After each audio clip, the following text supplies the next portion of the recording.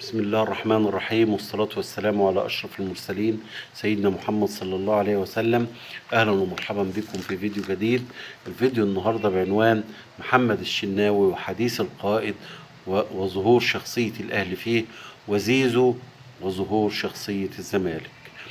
النهاردة هتكلم لكم على الحديث اللي عمله محمد الشناوي امبارح في قناة اون تايم سبورت اللي كان مع الكابتن سيف زاهر.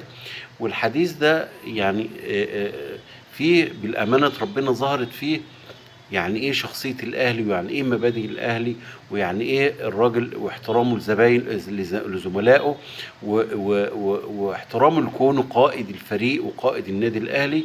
وديت بانت فيها شخصية النادي الاهلي وشخصية الانسان دوت. وبان ان هو راجل فعلا مسؤول، وراجل يستحق ان هو يكون كابتن النادي الاهلي،